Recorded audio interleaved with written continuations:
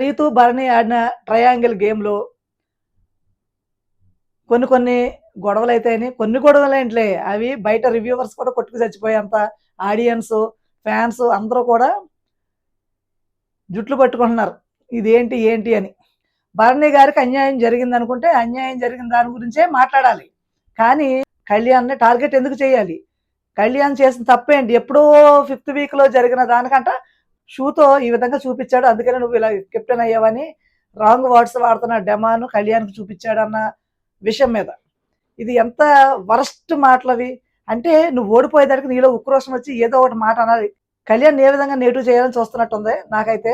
రీతు, సంజన మీరు తేల్చుకోవాలి. మధ్యలో కళ్యాణ్ తీసుకురావటం, డెమాన్ తీసుకురావటం నాకైతే నచ్చలేదు. అగ్రెసివ్ అయిపోయి బాగా మాట్లాడేస్తున్నారు. గట్టిగా మాట్లాడేస్తే రాంగు, రైటు, రైట్ రాంగ్ అయిపోవు.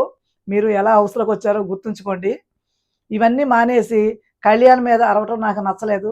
అప్పటి వరకు డెమాన్‌కి తెలీదని అంత క్లియర్‌గా నాకు శ్రీజ చెప్పింది అంతవరకు ఆడికి తెలీదని చెప్తున్నా సరే, తనకు తెలిసినట్టు మాట్లాడుతుంట. బాగా డిపెండ్ చేసుకున్నాడు, గట్టిగా మాట్లాడాడు, ఎక్కడ తగ్గలేదు. అంతా బానే ఉంది. ఏడ్చాడు. అయిపోయింది. కానీ ఇక్కడ తనూజ ఏమీ తెలియని దానిలాగా, "ఏరా డమాన్‌కి తెలియకపోతే మరి ఎందుకు మాట్లాడతాడు ఆ విషయం గురించని" అక్కడ లాజిక్‌లు చెప్తుంది. అంటే ఏంటి డమాన్ ఖచ్చితంగా కళ్యాణ్‌కి చెప్పాడనా? ఆమె మనసులో కూడా అదే ఉంది కాబట్టి ఈ విధంగా మాట్లాడుతుంది. ఎప్పుడు చూసినా తను పనికిమాలిన పాయింట్లు లేవనెత్తుతది. కళ్యాణ్ తనకు ఎందుకు సారీ చెప్పాడు నాకదైతే నచ్చలేదసలు.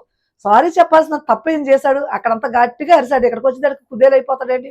ఈ తనూజ విషయంలో తప్ప నాకు కళ్యాణ్ అన్నిట్లో 100% తనూజ కళ్యాణ్‌ని బాగా మ్యానిపులేట్ చేస్తుంది. ఎంత అంటే తను కూడా అవసరానికి వాడుకుంటుందో తెలియట్లేదక్కడ.